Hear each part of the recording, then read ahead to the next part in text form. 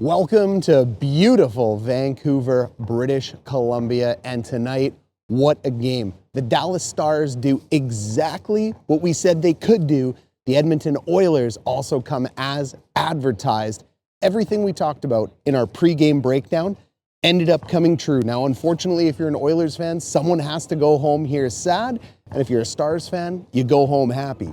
But when it comes down to the teams, the Dallas Stars won one at home, and that is critical for them, but it is not a major loss for the Edmonton Oilers. They're not expected to win one at home right away, or on the road, I should say, right away. All they need to do is split the series, so there's still a lot of hope. Edmonton played very well tonight.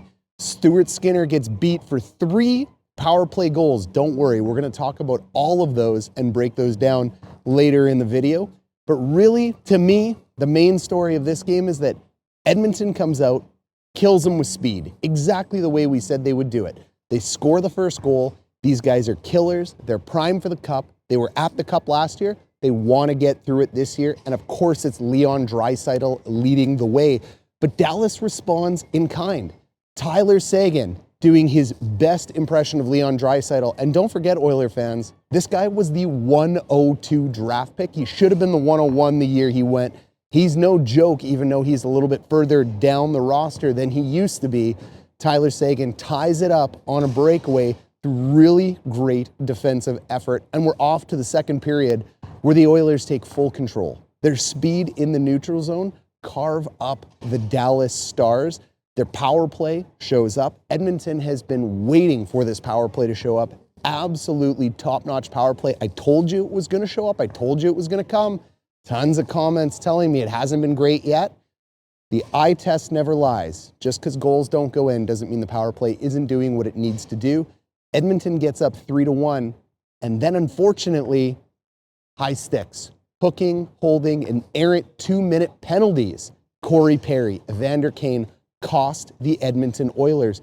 You do not want to go on the penalty kill if you were Edmonton against Dallas, and that is exactly what happened. Now, you guys are going to go down below in the comments and let me know what you think of the reffing. I never get involved in that one. I know people are going to be upset about minor penalties. I know they're going to be upset about the 2-minute calls that come out, but you've heard me say it before. You're never going to get the call you expect in the playoffs, and the call you do get, you're going to be upset that it happened. So regardless, you have to learn to play through these situations. Edmonton does not. Dallas capitalizes with 3 straight power play goals to take the lead. 4-3 in the third period. Stuart Skinner blows up. Not in terms of how he played goaltending. You cannot blame a goaltender for getting scored on the power play. He is your best penalty killer after all. But mentally, oof, that's tough, especially after coming from 2 back-to-back shutouts. And we see the talent. We see the Rantanens. We see the Mikael Granlunds. The Stars come out for the Stars tonight. And then from there, it's one more quick goal to make it 5-3, and it's over with an empty net goal by Esa Lindell. So Dallas goes nuts. The Dallas Stars chants go off the roof. But I assure you, Stars fans and Oiler fans, the Edmonton Oilers are not sweating this one. They were down, do not forget, 3-0 to the Florida Panthers until they took it to overtime in Game 7. These guys are veterans, they're gamers, they will not let this game linger for very long. They will be back for Game 2, they will be back with their speed, and they will be back with a vengeance. So we have a series, it's off to the race.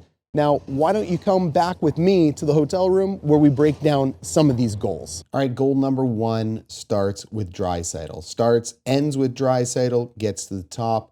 There's no reason this puck shouldn't be out of the zone, and you have to help and you have to pressure here if you're the Dallas Stars, but they don't do it, and it's Leon Draisaitl who is able to keep that puck in. Unbelievable play here.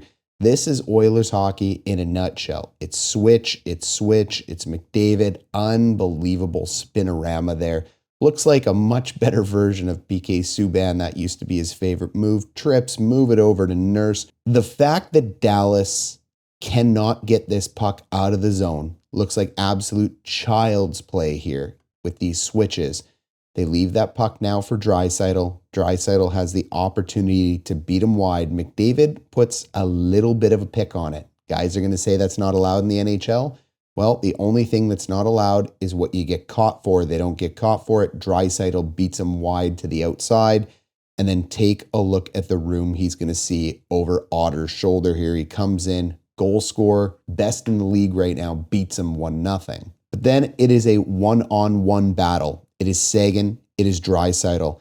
And Seguin does what you need to do. He gets and closes that gap with Draisaitl, blows it up, and he's gone. Really nice defense. Like I said, this guy is the former 102 overall, just a fantastic goal scorer. Breakaway Skinner, way out in his crease, comes out to challenge. Love the confidence from this guy, but he gets beat just over the pad.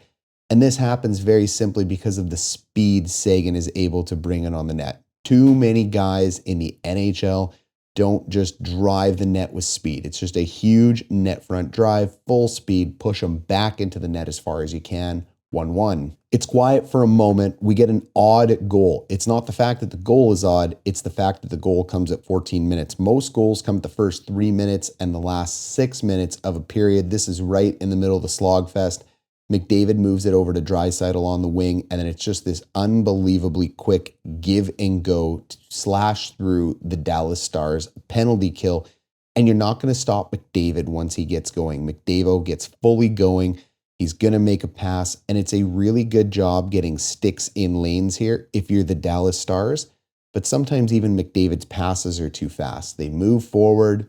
May not look like it's going a million miles an hour, but it's just not enough. It ends up on the stick of Nugent-Hopkins, a former 101 in his own right, and he beats Oettinger to make it 2-1 Edmonton off the power play. And I told you this power play would come back. It's not long after that the Oilers, only a couple minutes in, are going to go low to high. Beautiful carry of the puck behind the net here. This is where the Oilers always do their best work. They have to be mobile, whether it's in the offensive zone or whether it's in the defensive zone. They have to be changing angles, changing directions with speed. You get it up to the point puts it back down, and that is going to cause confusion here from the Dallas Stars. All you're trying to do is get one player to bite, and they do. That player bites, it changes a little bit of an angle, and they're able to bring in two guys as well as the puck support. That is going to open up everything you need to open up here at the top. And I said they haven't played a defenseman like Bouchard before, and people roasted me talking about Makar. Makar is the best defenseman in the world, but Bouchard has been the best point-getting defenseman in the playoffs in the last 2 seasons. They move it over to Bouchard on a beautiful angle change, and he is going to step in and just rip one. He's not looking for a screen.